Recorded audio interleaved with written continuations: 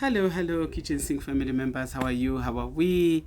Yeah, today we are discussing a follow through on the habit of money, on men and women. You know, the impact, the gender impact of money, and I'm discussing this because of the series that we are on. Remember, we are on the habit of money, and today we are focusing on the gender impact of money and the gender patterns, around money on men and women. And this is my own observation. It's not a scientifically empirical study or anything. I just want us to have a conversation about money. I stumbled upon this saying about by Brigham Young, where he says, you educate a man, you educate a man. You educate a woman, you educate a generation.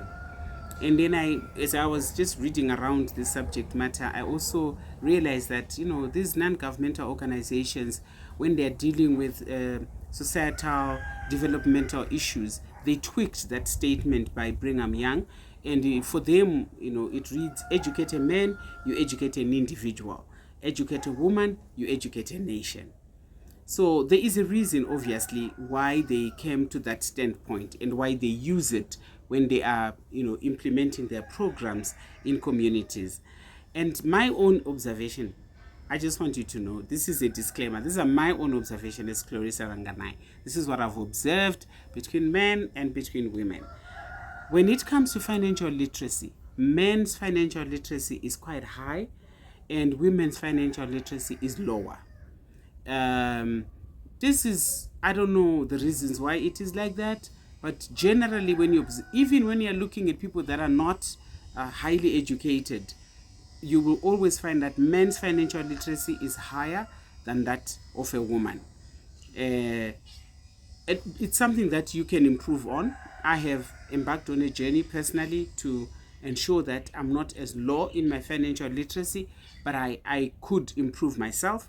And what I have done over the months, years, is to ensure that I educate myself.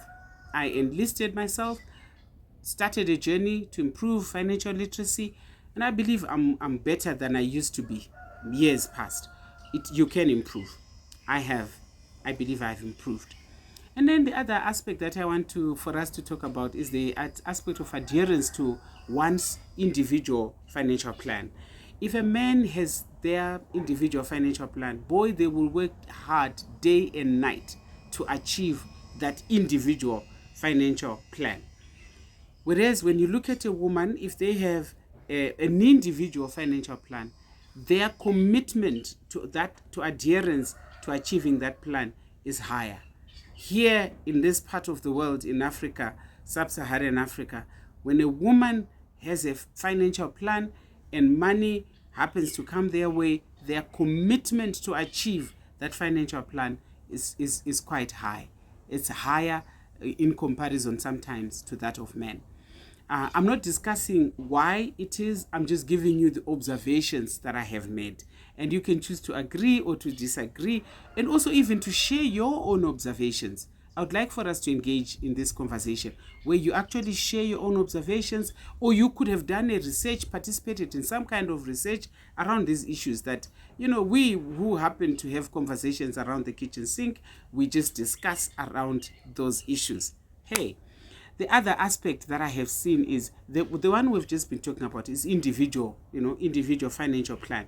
But when it comes to family financial plan, adherence to family financial plan, you find that sometimes, even if a man is earning much more than a woman, their adherence to family financial plan is lower in comparison to if it is an individual financial plan.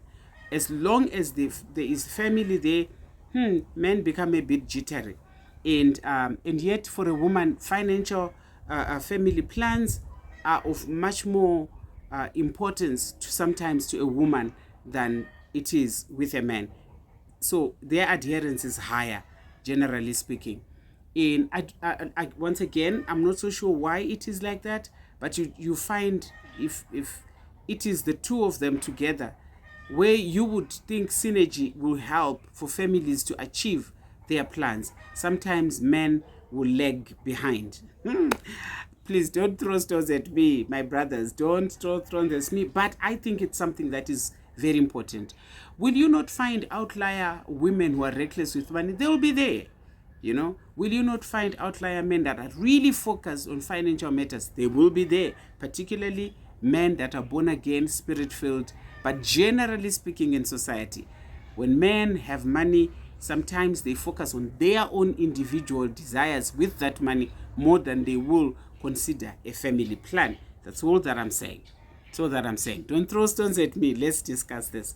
And then the other issue that I've observed is the impact of money on values. I tend to think that it's different on men as it is with women. When a man suddenly they are backed up and they have a bit more money than they've had maybe in a long time, they become very prideful, very arrogant, and very materialistic. And their focus in life, is for things that are not of essence to the family, by and large. And that is what triggers, boundaryless charity. Thereby, that attracts spenders, especially those of the opposite sex. A woman will just tell them, I don't have school fees. How do you know? But they will think, they're obligated to it. And meantime, a woman feels obligated to, now that, this guy has done this very special thing to me, how do I pay them? And they will pay in cash and kind. And you end up in trouble because you feel like you have so much money to spend on the whole world. Whereas if money, a woman tends to find themselves with money, yes, they might live recklessly for a bit, but soon it would trigger them thinking, what else can I do with this money? And if at all they had desires, maybe to help their own parents, maybe to help, their siblings, things like that, women would tend to, if it was a dial, it tends to come back to normalcy and to serious focus to take advantage of that opportunity and begin to do some things that are meaningful with that money than what a man would do. And they will have increased focus on their core values. If it is a woman who's got children, they need to go to school, they will focus on that. If the husband hasn't come on board, they will start, investing for children. They will start focusing on their children. I've seen, these are just observations. I've seen women achieve much more than how men respond when they have money in their pockets. When men have money in their pockets and it's much more than they've ever had in them, what increases are women. They will find themselves in the hands of not just one but many more women, and that becomes something of importance to them.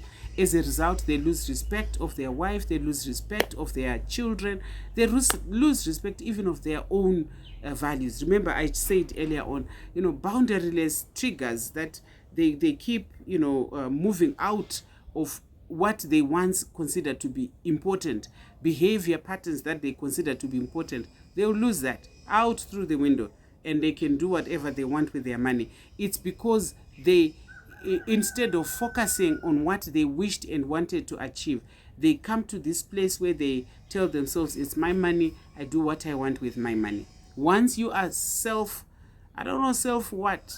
You look at just yourself. I don't know whether it's greediness. I don't think it's greediness, but it's a state where they disregard the existence of any other person. They become the more important on who they are and what they want themselves. I suppose that's greediness in another way.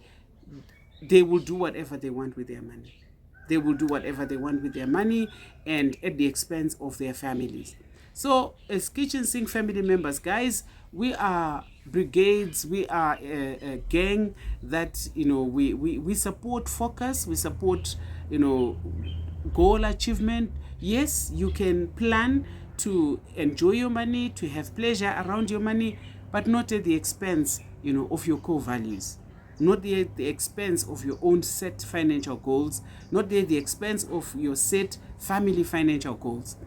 Guys, I have observed this as I've lived life. If your observation is different from mine, please share your observation. And if you feel no, this is not true, it's false, let's go ahead and engage and let's have a conversation, because I believe it's very important. It's a habit that we can see in our society. It's a habit that we can testify of from our society. When a man has money, their behavior is different from a woman has money in their pockets. And let's have this conversation. You can send me questions, comments. Please do so on the video. And thank you so much for subscribing, for commenting, for liking, for sharing. Truly grateful. Very important aspects about the behavior, the habit of money, its gender impact. Let's talk about it some more. Good day.